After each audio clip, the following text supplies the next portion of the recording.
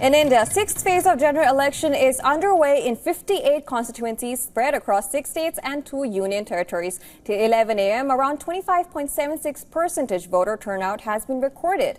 Voters are casting their ballots in all 7 Lok Sabha seats in Delhi and 10 seats in Haryana, while 14 parliamentary seats in Uttar Pradesh, 8 seats each in Bihar and West Bengal, 6 in Odisha, 4 Lok Sabha seats in Jharkhand and 1 seat in Jammu and Kashmir are up for grabs in the phase 6 of the elections. In Delhi, prominent political leaders like President Draupadi Murmu, External Affairs Minister S. Jaishankar and Union Minister Hardeep Singh cast their votes. Congress leaders Sonia Gandhi, Rahul Gandhi and Priyanka Gandhi were among the first to vote. Delhi CM Arvind Kejriwal cast his vote along with his family members. Voters, including political party candidates, began to come out to cast their ballots as soon as polling started at 7 a.m. local time. Crowds began to gather at polling stations early morning amid searing heat wave forecast for northern India. In Delhi, the maximum temperature is likely to be around 44 degrees Celsius against the 41.7 degrees Celsius recorded on Friday. In Jammu Kashmir's Anantnag Rajouri seat, where polling was postponed to phase 6 from phase 3. Minutes after the voting started, PDP chief Mehbooba Mufti staged a sit-in protest alleging that the police have detained her party polling agents and workers without any reason. Later, she cast her vote calling off her protest after her party workers were released. Former Chief Minister Mehbooba is contesting from Anantnag Rajouri seat. Total 889 candidates across 8 states and union territories are contesting in this phase of general elections. By the end of the 6th phase, at 6 a.m. local time, polling in 486 out of 543 Lok Sabha seats will conclude. Remaining 57 seats will go to polls in the last phase of elections on June 1st.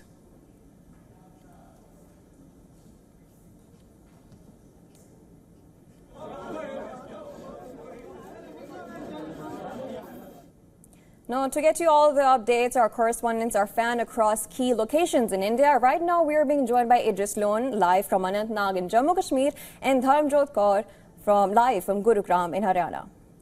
I'll come to you, Idris. Now, we heard about Mehbooba Mufti. She's staging a protest and calling it off, then declaring that she's going to other polling stations to make sure that that issue is not repeated. What is the situation right now?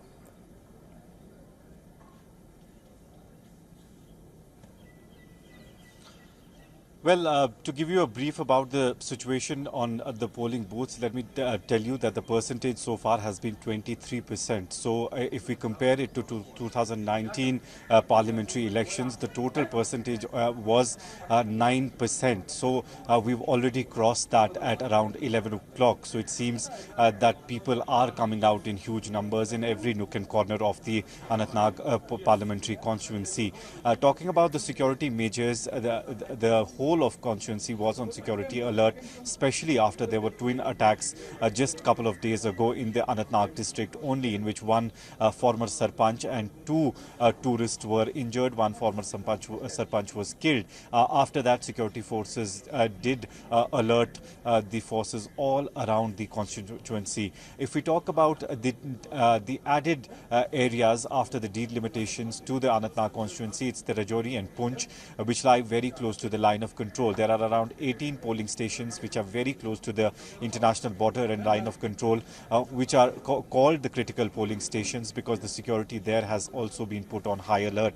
Overall situation, it seems polling is going smoothly in every nook and corner, although the former Chief Minister of Jammu and Kashmir, Mehbooba Mufti, who is one of the leading contestants for the seat, did allege earlier that a few of her workers were taken into custody by security forces who were later released, and that's one of the reasons she called off that sit-in protest that she carried on in the Bijbehara before casting her vote finally at this polling station where we are standing right now. The next candidate who's in the row and who's one of the biggest competitions for Mehbooba Mufti is from the National Conference, Mia Altaf, who has a strong hold in areas which have been freshly added to the Anantnag constituency, which are Poonch, Rajouri areas, while as Mehbooba has a strong hold over, especially over Anantnag district and areas like Bijbehara.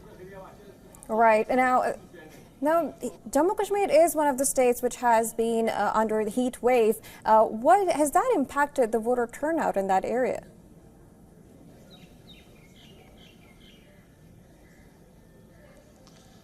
Well, the weather in Kashmir is pleasant if we compare it to the rest of the country. If we talk about the temperature in Jammu and Kashmir, it has not crossed 30 degrees today.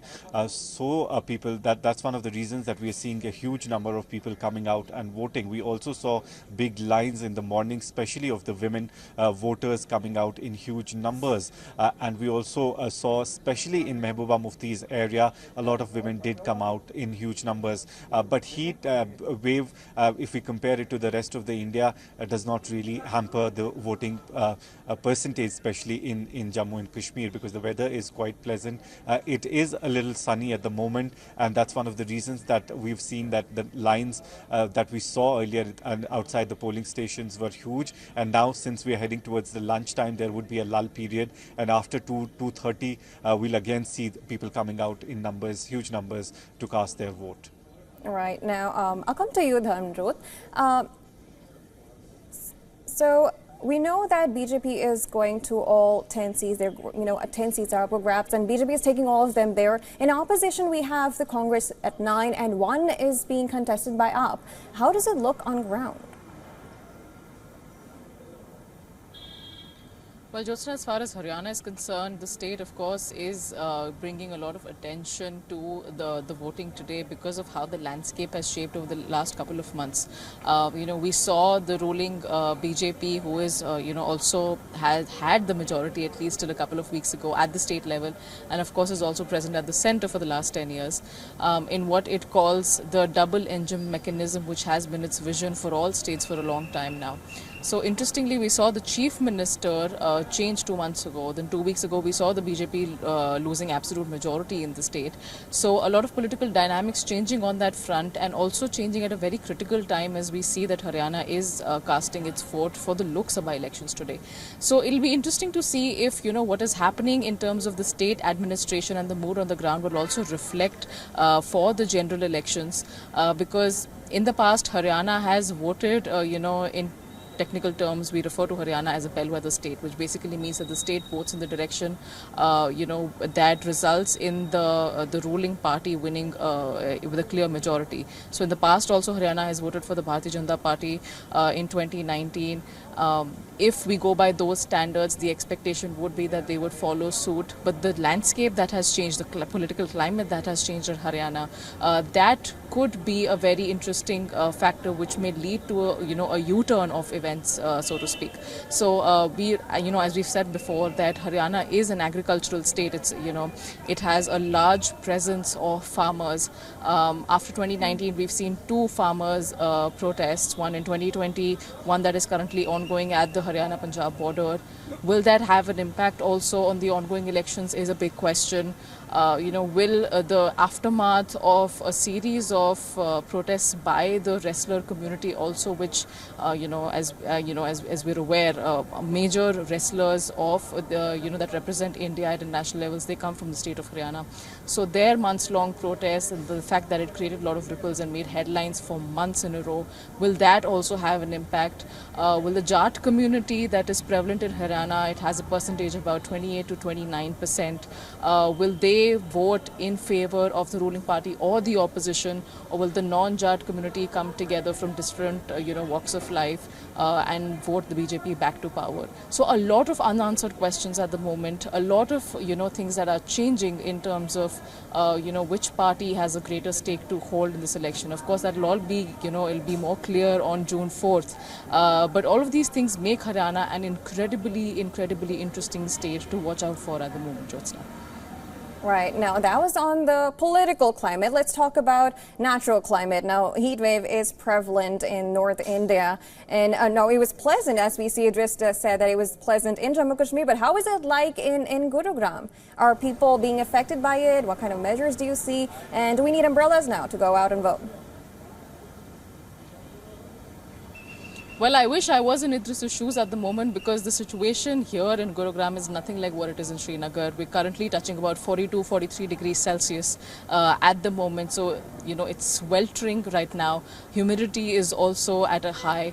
But so far, where I'm currently stationed in Gurugram, voter turnout, though, it's reduced in terms of what we saw early in the morning at around 7 or 8 a.m. We're still seeing a few people, a few families come in, people trickling in to vote. About 10 to 15, families we're seeing on an hourly basis.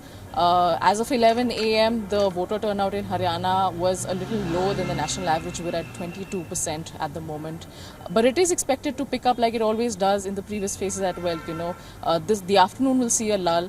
And the voter turnout is expected to pick up in the last couple of hours, between 4 to 6 p.m., especially in the last 1 hour when the heat is, it's cooled down a little bit. The heat is not as merciless and more people tend to step out in the evening right before the polls close for the day. Jyotsna?